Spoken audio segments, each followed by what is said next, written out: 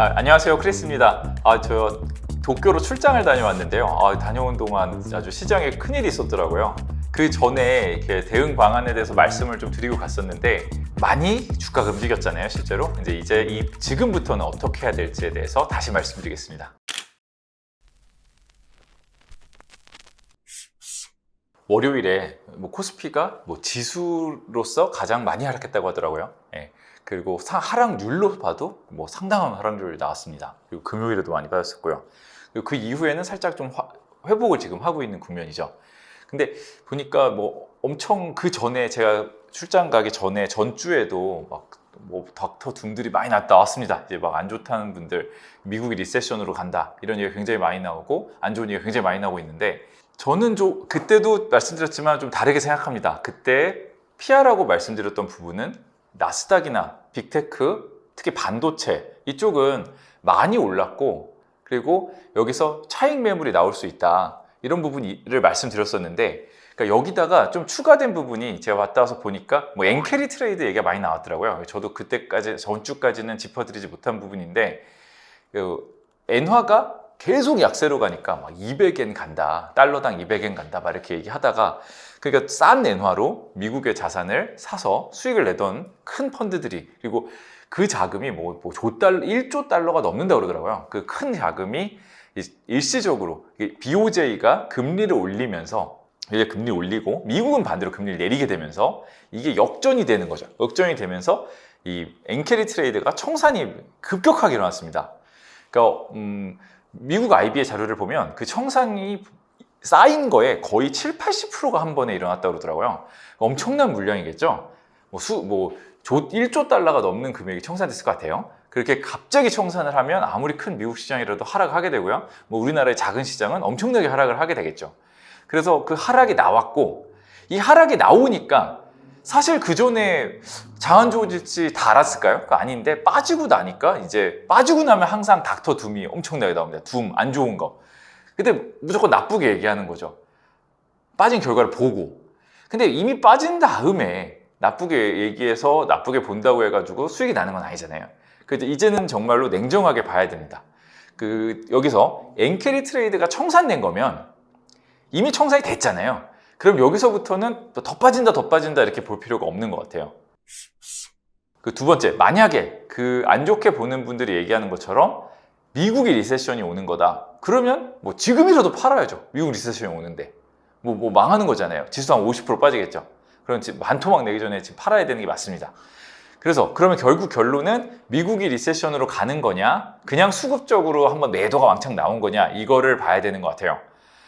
미국 리세션이 오는 거 어떻게 할 수 있을까요? 여러 가지를 봐야 되겠죠.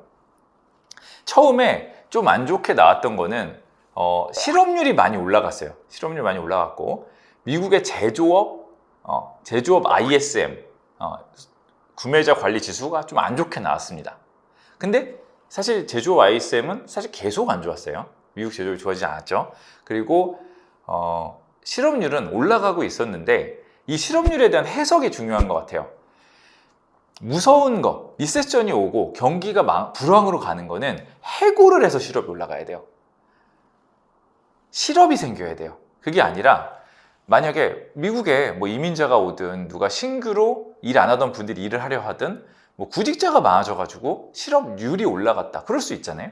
그거는 그렇게 문제가 아닐 수 있죠. 그리고 사실 굉장히 낮은 실업률을 시작했기 때문에 이 실업률 정상화가 있을 수도 있는 거죠. 그래서 신규 실업수당 청구를 열심히 보는 것 같아요. 실업수당 사람들이 청구하냐 안 하냐. 근데 제가 지금 찍는 날짜, 어제 나온 데이터를 보면 신규 실업수당은 좀 적게 나왔어요. 그러니까 실업자가 그렇게 많은 게 아니란 거죠.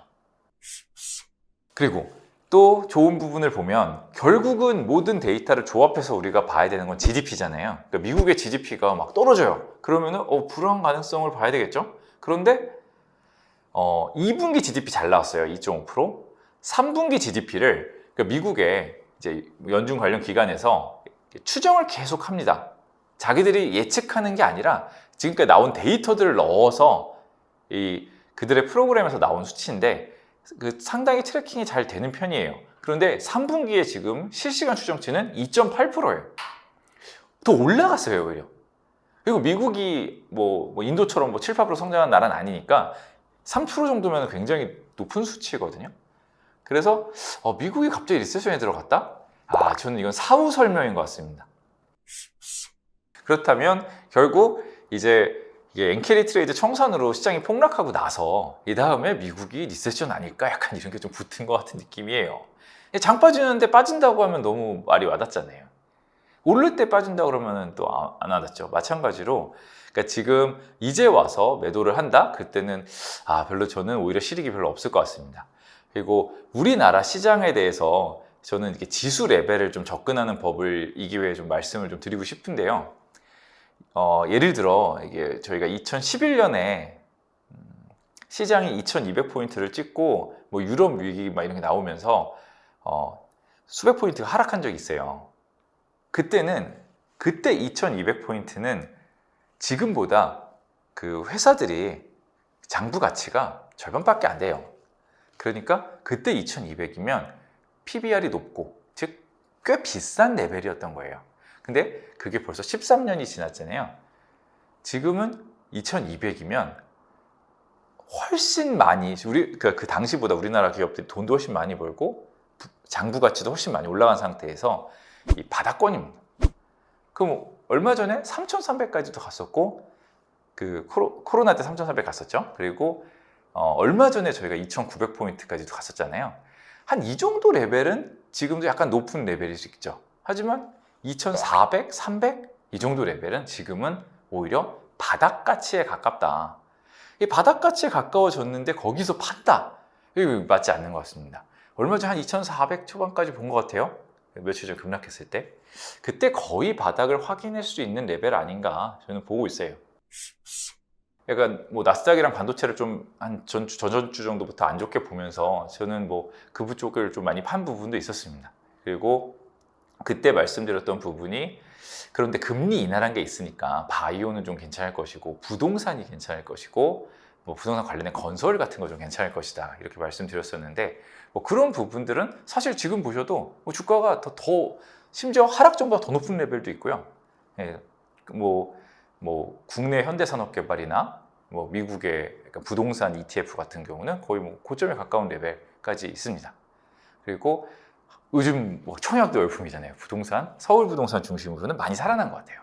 결국 금리 인하는 예정된 것이고 오히려 이런 경기 둔화 우려가 있으면서 금리 인하가 더 빨라진다. 그래서 금리 인하 수혜주는 계속 괜찮았다. 근데 그럼 이런 거를 계속 가져가는 것도 당연히 좋겠고요. 여기서 그러면 또 한 가지 기회가 또 생긴 것 같아요. 그냥 우리가 원래 좋아하던 삼성전자, 하이닉스를 비롯해서 미국의 반도체주, 미국의 빅테크가 많이 떨어졌잖아요. 밸류 부담이 있고 수급이 너무 많이 차 있었다고 했는데 그게 이번 이벤트로 인해서 수급이 많이 털렸어요. 예. 그리고 많이들 팔았겠죠. 기관들도 보시면 저희 네이버 같은데 증권 통해서 보시면 기관 매도가 반도체에 어마어마하게 있습니다. 다 팔았다는 거예요. 이제는 수급이 털려서 더 팔 사람이 많지 않을 것 같아요. 그런데 그럼 요새 이제 결국 펀더멘탈을 봐야죠. 이 숫자가 나빠지냐? 아닙니다. 추정치는 계속 올라가고 있어요.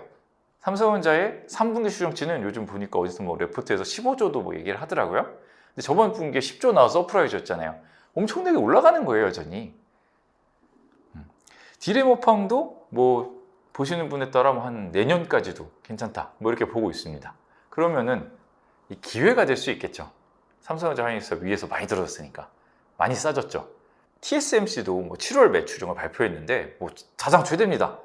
안 좋아진다면 시그널이 있어야 되잖아요. 7월이 폭락하진 않겠지만 7월이 너무 안 좋아졌다가 8월이 안 좋아지고 이렇게 돼야 되는데 좀 상황과 지금의 주식 상황과 펀더멘탈이 또 괴리가 생기면서 기회를 주는 것 같아요.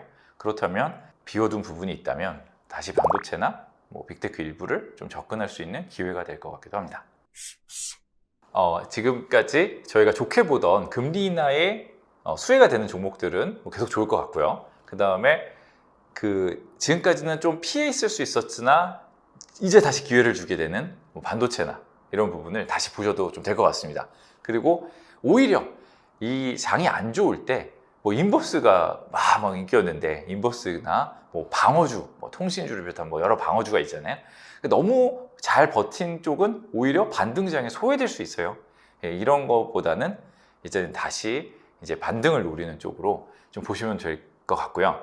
그렇지만 변동성이 엄청 커져 있잖아요.